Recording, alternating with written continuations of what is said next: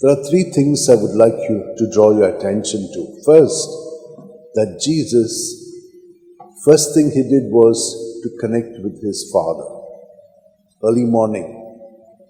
The second, he said that he must go to other people as well. Third, that he has taken upon himself our human nature and has understood how temptations come, but he, since he is connected with his Father, he always was able to conquer sin when it attacked him and when it attacks us. The three things that I would like you to keep in mind. What about us? We all pray, don't we? And I said to you, yes, if we pray, then there must be a transformation. It's like this.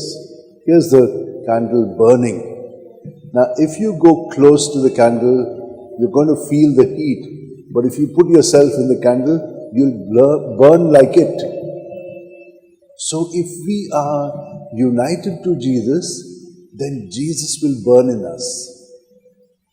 We will take on his nature. He will transform us, reform us and conform us to him. That's how our prayer should be.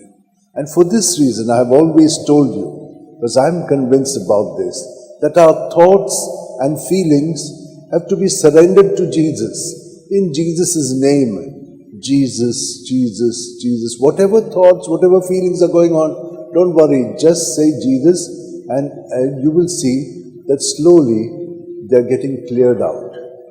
They do not have a hold on you. You have given them in Jesus' hand, and Jesus has a hold over them because he has already set us free from it. And you will be at peace.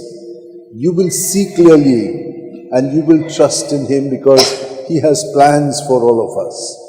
Why? Because we are in him. Secondly, whenever he does good, he does not just remain there to feel good that people are saying, you did so much good, my gosh, remain here. No. He does it because the Father wants it to be done, and he goes everywhere. Doesn't remain in one place to feel good. No. He feels good because he is used by the Father to do good. He cured all kinds of diseases. And he told the evil spirit not to talk. Why? They recognized who he was. If we have recognized who Jesus is, we will also be going from one place to the other, not wanting to be made known. But by the fruits, they will know it. And therefore, Jesus has experienced all of our sins and how they come, what temptations happen, how do we fall into it, what happens to us in the end. Then we are going again into the same cycle over and over again. It's entrenched into us. And we are then slaves of sin. But Jesus has set us free. And so we can turn to him and he will just set us free. It's so easy. We come to confession, you think it's what it is. No. It is Jesus who, when you acknowledge that I have done this and I have done that because of my ego self, we're always confessing other people's sin. That they have done this, they have done that, but what have you done? When they do this, what are you doing? You're getting into their sin.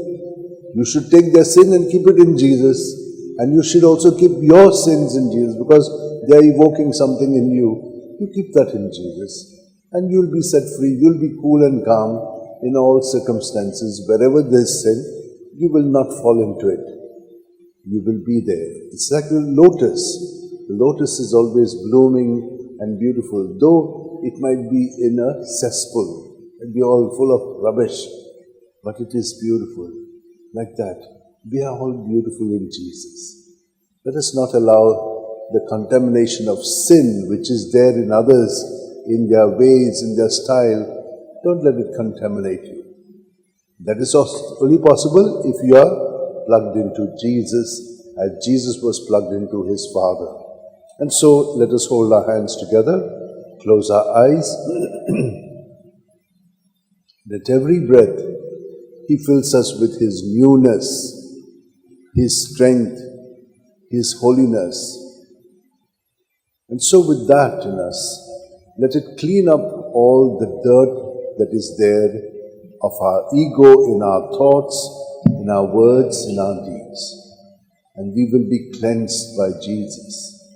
Lord, we thank you that you have given us so simple a formula to remain internally free and be filled with you who are all love, compassion, understanding, and ready to lay down in you our life so that we can take it back at every moment that you succeed in us to conquer sin in me and in others. Amen.